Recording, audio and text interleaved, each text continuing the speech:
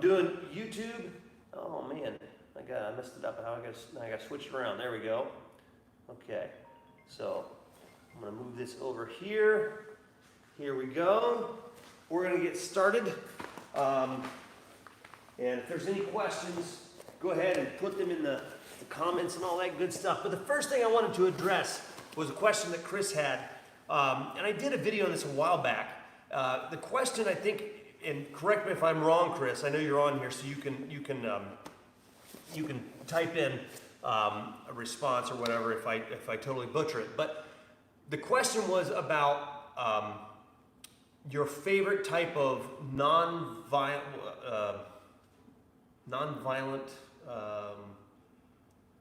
self-defense apparatuses or tools or something like that. I think that was. I hope I'm probably butchering it. Maybe you should just rewrite it. I don't know. But basically, less than lethal self-defense tools. Okay, so I'll say right out of the gate that number one, I'm a Jiu-Jitsu professional, right? That's what I do. That's what I'm good at. So yes, I'm very interested in self-defense in general, in all of its forms.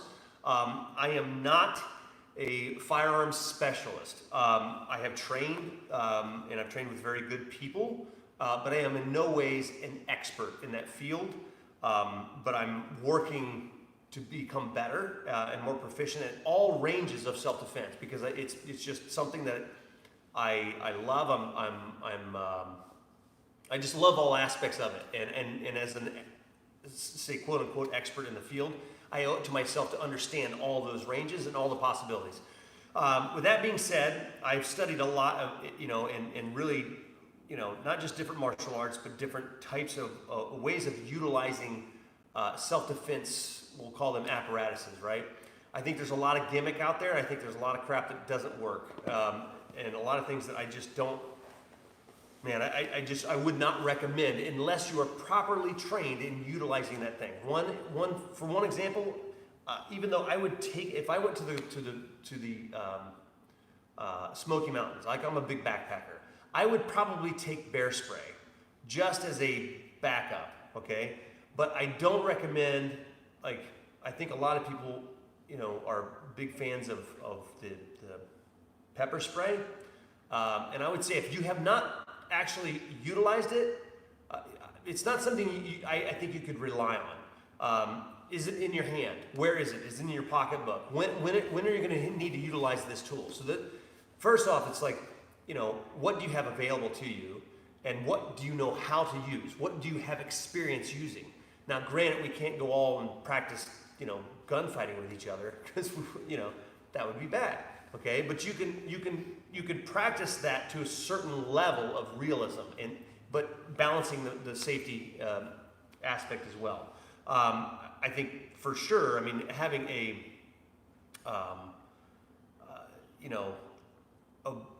handgun and having a concealed carry license is a great thing to have. But I think if you're going to go down that route, you absolutely you're responsible to number one, know how to protect yourself, and then protect the weapon that you're bringing to the fight, and know how to utilize it properly. So I think if you're going to go down that route, you owe it to yourself to get some training from some quality individuals. And as far as vetting instructors, that's a different topic altogether. There's a lot of quackery out there, I think, in the firearms world as well as there is, maybe even more so than there is in the martial arts world, as crazy as that sounds. But the one thing I will say that is my absolute favorite thing to have on me all the time. There's certain things that I never leave the house without, okay? And I always have it readily available for use, okay? And I won't talk about the firearm thing, but firearms aside, I mean, I always carry a pocket knife, but I doubt that I would probably, the type of pocket knife that I have, I doubt that I would probably brandish it or use it in a fight. I always carry a pocket knife, but more for just utilitarian purposes. I grew up, like, my dad he always had a pocket knife in his hand, and just comes in handy just for everyday tasks. And, I have a survivalist mindset, so I just always have a good blade with me. Just a small, like I have a Benchmade that a student gave me years ago. I keep it nice and sharp and well oiled, and I always have that on me. So, but I wouldn't never necessarily say, if you bring a knife into the fight or any weapon into the fight, it's in the fight now. So can you protect it and can you utilize it properly to defend yourself? I think that's the most important thing. My absolute favorite thing that I would tell somebody who doesn't have any experience in using any sort of weapon, whether it's a stick, a knife, a gun, whatever, is get the best quality flashlight that you can get. Okay, the technology with flashlights are incredible nowadays. I mean, compared to even 5 or 10 years ago, it's remarkable. So I brought out a number of them to share with you, and I'll kind of go through a little bit of what I carry and what I have carried in the past. I've had this one for about 10 years. It's a Surefire 6P. Surefire is top quality stuff. You owe it to yourself. If you're going to get one that's extremely reliable that you can utilize anytime. And this one's nice because you can just pull it up, push the button, needs the batteries changed. But I had a drop in from Malkoff devices that I put in here years ago, and that was expensive at the time, but super high quality. I think it's a 200 lumen light, but man, these things they're waterproof. They're just reliable. You pull the thing up, you push the button, and it goes.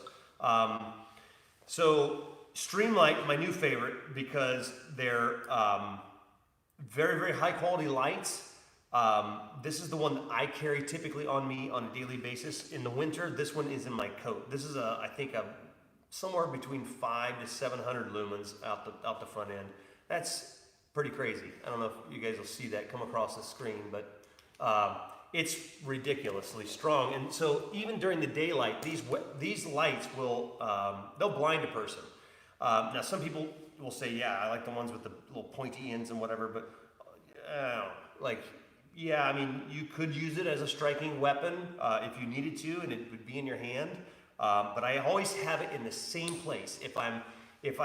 Depending on what I wear, if I have a pair of jeans, it's in my back left pocket because I'm going to pull it out this way because I like to have my right hand to do other things like call the police.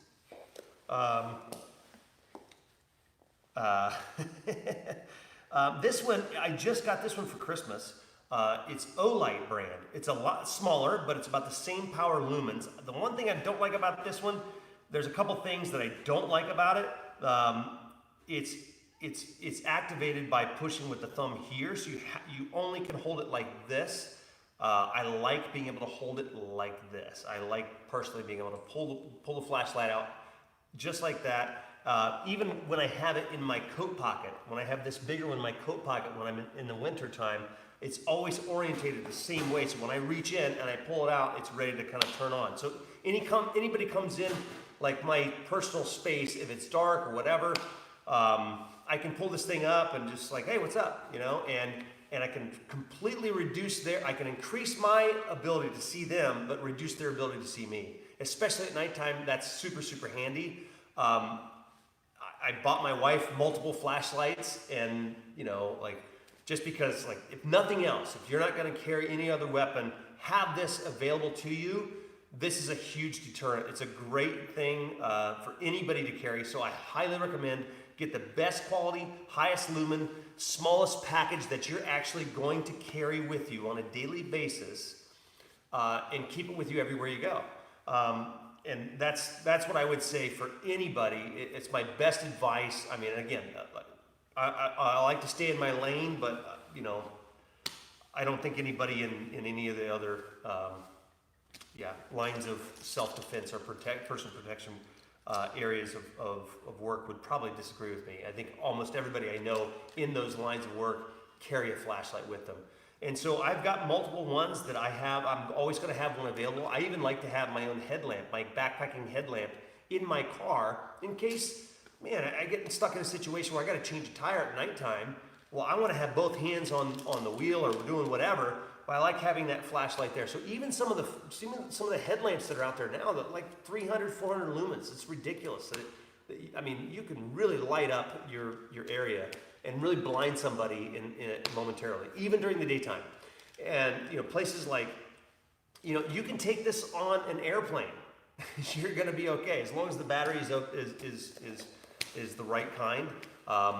You're going to be okay with that. The other thing with the O-Light, again, very high quality lights. I like them a lot. She's got a nice, pretty rose gold one that kind of matches her iPhone or whatever. The only thing I don't like about them is they come with a proprietary rechargeable battery. Now, they're very reliable, they're great, but that's the only thing I don't like about those as much. You have to have their battery. One more honorable mention here, this Surefire Sidekick, because she wasn't carrying the flashlight that I bought her before. I don't always carry a purse either, so a lot of times I just have my wallet or, Yeah. Or if it's warm out, I don't typically have a coat with pockets, or if I need something. Yeah, she doesn't want to carry the arsenal that I carry on a daily basis, right? So I wanted to make sure she had something that she always had with her. So she's always got, even if she's just getting in or out of the car or whatever, she doesn't have a purse with her. This little guy right here, I bought her the pink one. I don't know if you guys can, I'll bring this up here so you guys can see. This little guy here, I want to say it's rechargeable, just a mini USB, and it's pretty awesome. Like this little guy, when it's charged properly, man, I want to say it's pretty bright. And it's very bright. It's got 3 settings too, yes. So it doesn't always have to be on. So that's right, and you can program it to where you turn it on and it's automatically on the highest setting, and so. Whether she's going to lock up the chicken coop or whatever, this thing does a really good job. It's fantastic. I mean, they're nuts. Yes, Alan, it would fit in a fanny pack. It probably would absolutely fit in a fanny pack. But they're really good. I want to say this is closer to 200 lumens, if not over that. Sorry, bring out all the specs with me, but they're fantastic. I mean, it's very small. I mean, this is the car key, and it's about the same size. So. Really, really high quality, and again, made by Surefire, one of the most respected, if not most respected in the industry. There's just so much. There's everybody. Yeah, just buy a good flashlight. That's it, and carry it with you always. And just have a system to where you have it with you. So let's see. Chris has a good point that. You don't have to worry about somebody taking a flashlight and using it against you the same way you might another weapon. Good point. Yeah, and that's the thing. And that's why I always recommend the flashlight above anything else, is because you can take it anywhere you go. I mean, I think I've been in courthouses with this thing. You can go into a federal building, it's fine. It's a tool. It's not like you won't get in with a knife, but you'll get in with that. And so, or flashlight, or airport, whatever, So I always have a flashlight on me. And again, it's like you said, if you're going to carry any sort of less than lethal, thing, if it's a taser, the pepper spray, whatever, you better learn how to utilize it and know that it can't be used against you. Pepper spray especially, that stuff can come back in your own face, and it might, who knows, do you know actually, have you ever done it? Have you ever been able to take off the safety and present it and utilize it? So I really have not heard of too many people who have said, yeah, you know what, pepper spray saved my life, right? I don't know anybody. If you do, that's awesome, go ahead and post it, but I mean, typically it's utilized by police officers and people who have experience utilizing those things in the field. So that's my 2 cents on it. Yeah. Let's get back to some actual jiu-jitsu. What do we got?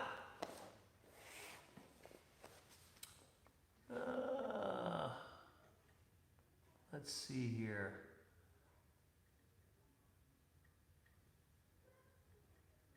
Yeah, we already answered if it can fit in a fanny pack. Let's see. Anybody got any questions? Throw them out there.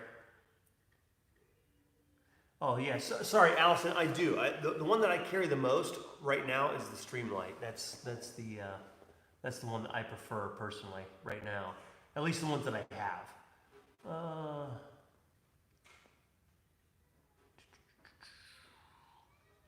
Non-lethal weapon. Yep. Yeah, and I guess what I would say is, my favorite less than lethal flashlight, it's not here with me. It's actually attached to something. The handle on it is really, really large, and sometimes it can make a really loud bang. So, but I didn't want to bring that one out in the video. So, you're welcome, Chris. Fun and interesting neck cranks, alternatively can opener defense. Okay, all right. So, oh man. Crank on my neck. Hope you're ready for this. All right. So we don't have any comments over here yet. All right. So, okay. Hope Helson doesn't kill me for this one. This one I learned from Helson a long time ago. Now, mind you, I think back when I started training jiu-jitsu, I think every fifth technique taught was a neck crank, which is interesting because now we don't teach them that much, and we don't allow them in the regular training just because of the danger inherent with them. But I like them a lot. I respect them a lot, and that's one of the reasons why I have pretty ears. Okay, because I learned early on, don't let your neck get wrapped.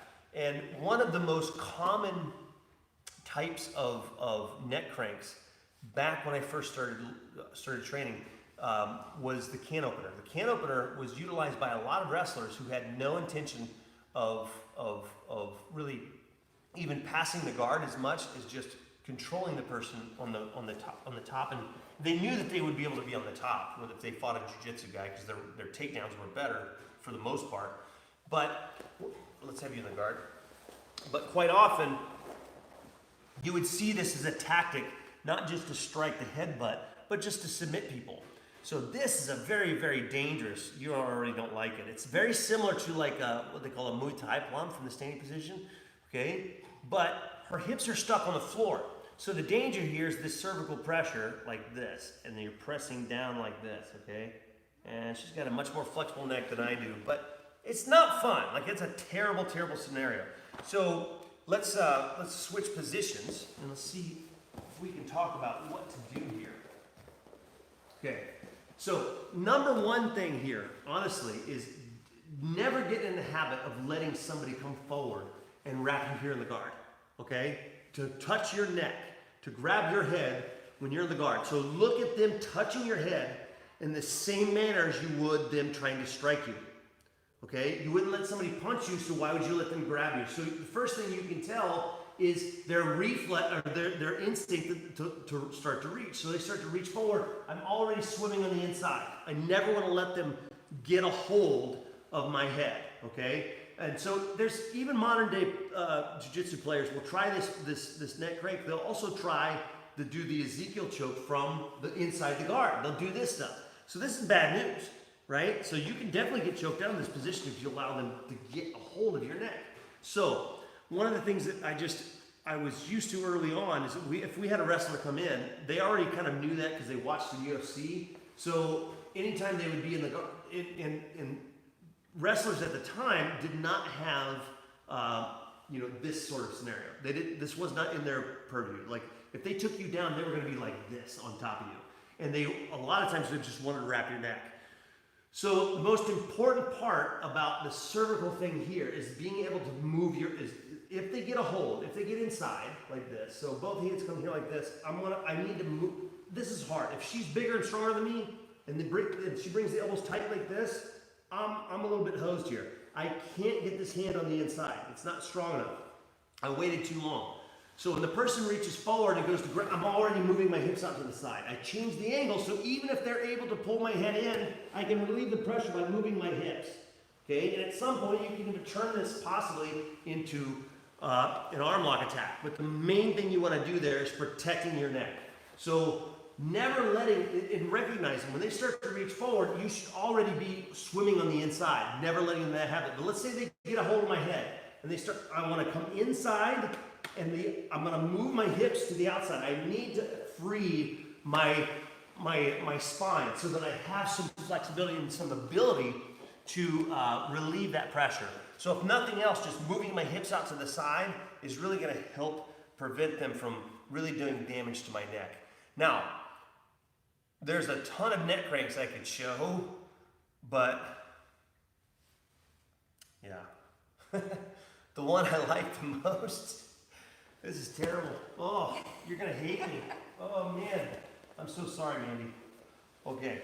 So this is pretty gnarly. I hope I don't get in trouble for showing this one. Okay. So the first thing I'm gonna do is I'm gonna swim inside. I'm gonna pull in with my legs.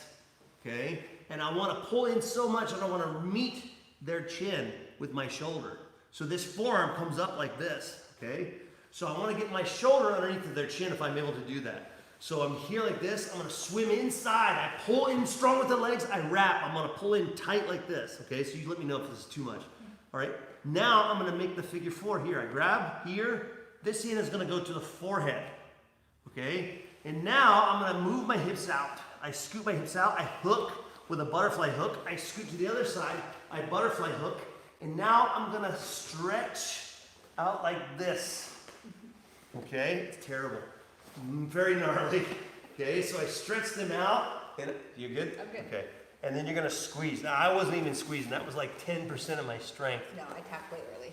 It's not good. I mean, it's a very, very dangerous and not comfortable. Most of the neck cranks that go like this are gonna cause more damage to the spine. Though, just be mindful of that and stay away from flying submissions. That's my so. Did you watch the Hickson guard pass you sent the other day? No, I did not. Yes, Alan, that is forbidden technique. Forbidden fruit. Okie dokie.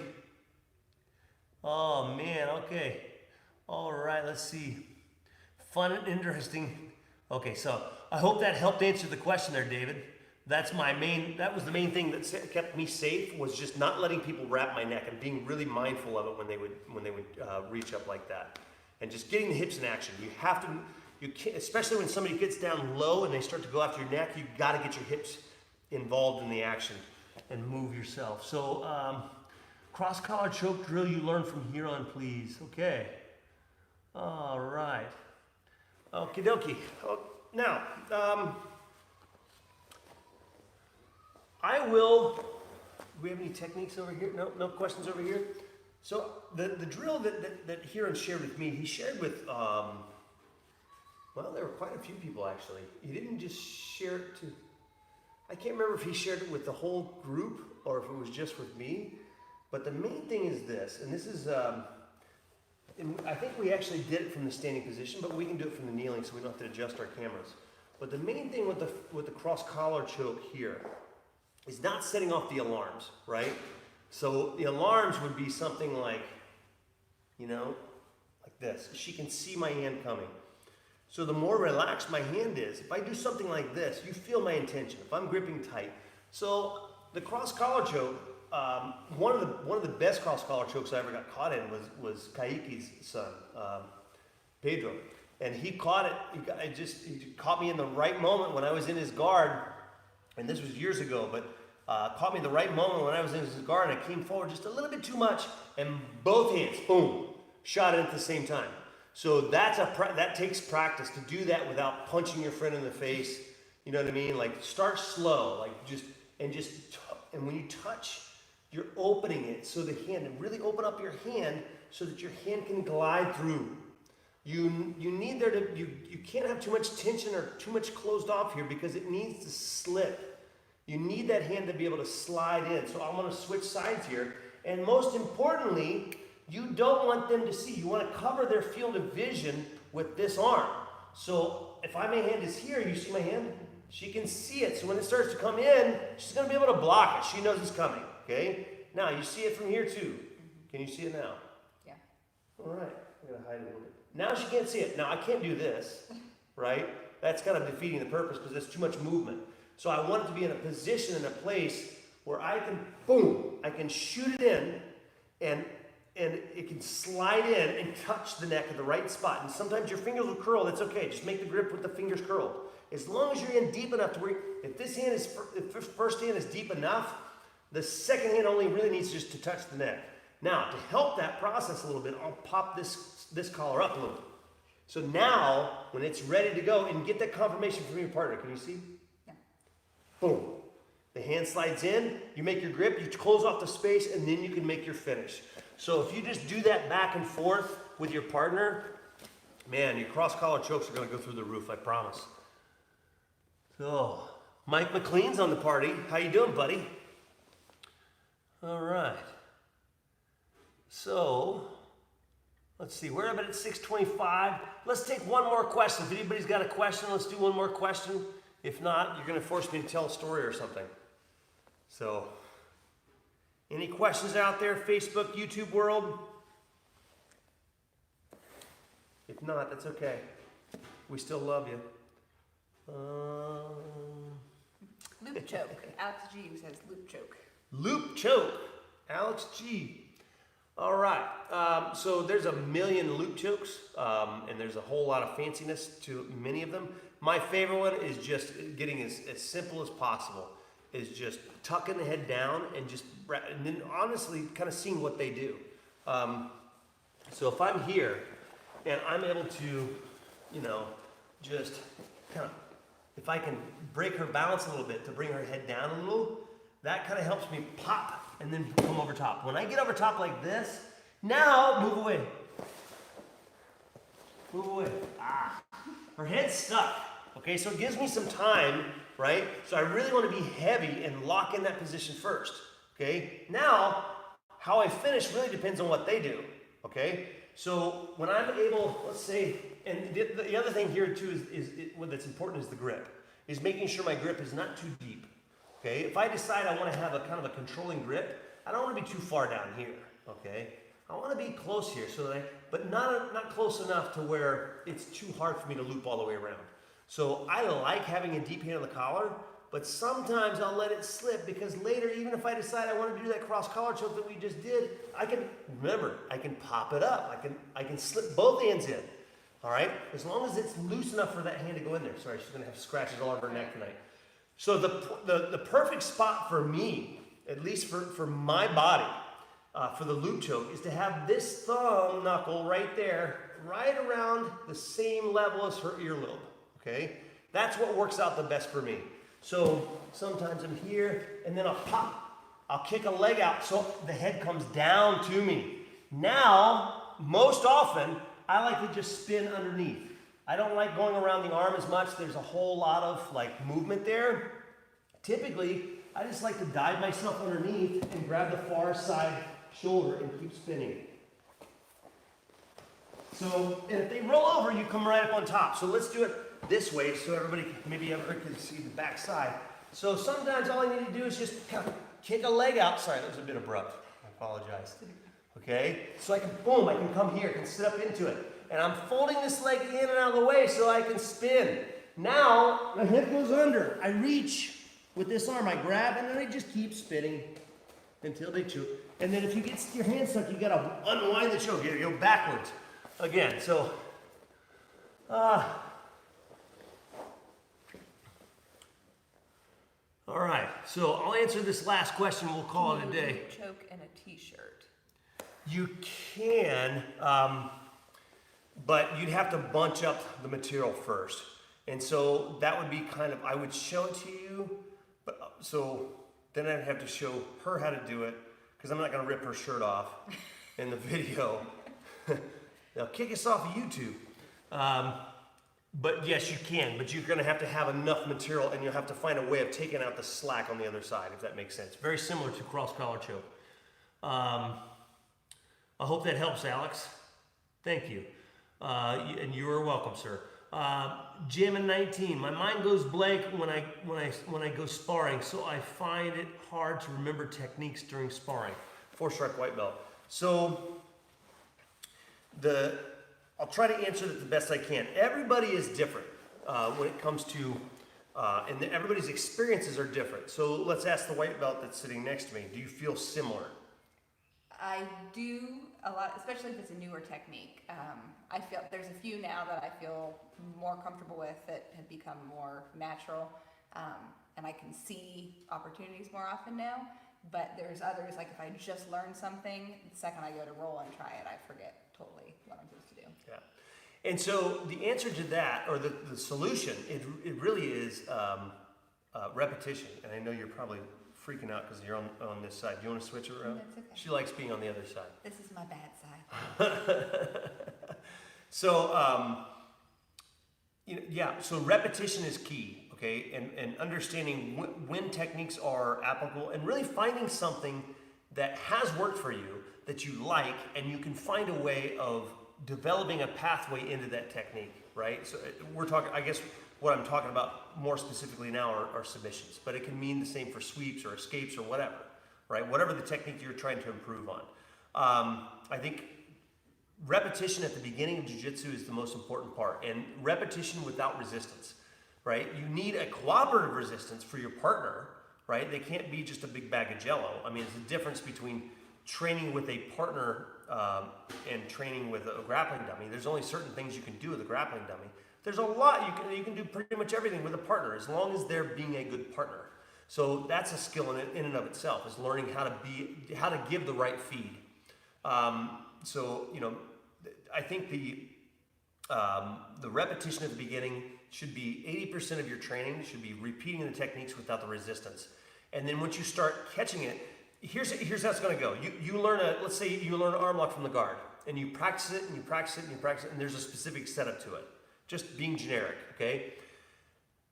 The first time you're going to recognize that in the craziness of the roll of the sparring session is going to be after it's gone. Like, dang, oh man, just missed it. That arm lock was right there. Oh shoot. But that's a good thing. That's a great thing. That means you recognized that it was there, that it was available. Before you had no idea. Before you knew the technique, it wasn't even a thought. Now it's like, oh, okay, there went that technique. It's gone, okay? And then the next time you'll see it again and you'll miss it again, okay? And then it'll keep happening that way until you're like, oh, wait a minute. The last time I was here, right, you start recognizing the step before the technique, and then you'll miss it again. Like, oh, man, it was there, but then you'll start recognizing earlier and earlier the signs and the indicators that allow a certain technique to be available. And so you learn how to set those things up, and then you start seeing, okay, last time we were here, this happened, and then you'll catch it. And you'll catch it and then defend it.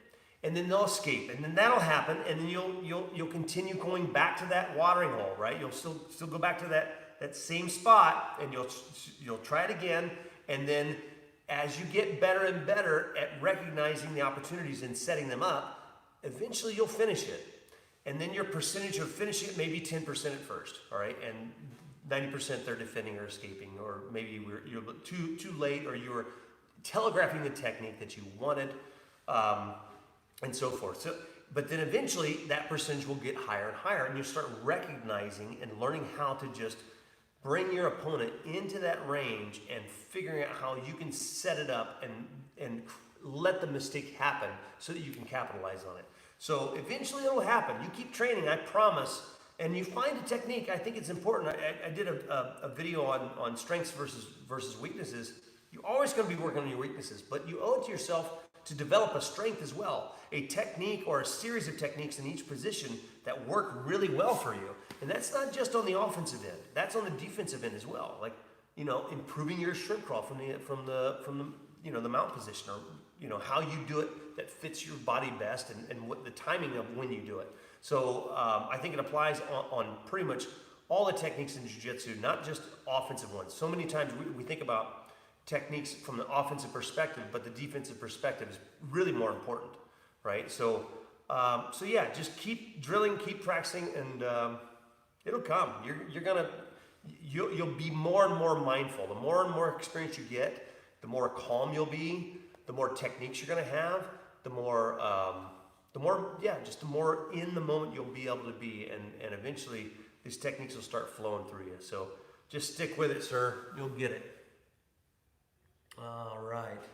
You are much appreciated, Jammin. Absolutely. No problem. Also do a video someday about how to journal document techniques. Absolutely. I would love to do that. Jim, good to see you, Mr. Krebs. Well, I think that's good. I hope we answered everybody's questions. Appreciate you all. We'll be back here Thursday at 6 o'clock for another Live from the Bunker. And if you have any questions, you can throw them down in the comments here, and we'll see them, I'm sure. Or, email them to us, or just show up 6 p.m. Thursday night and write down your questions, and we'll get to them. So anyway, you guys are awesome. Everybody stay happy and healthy, and we'll see y'all soon.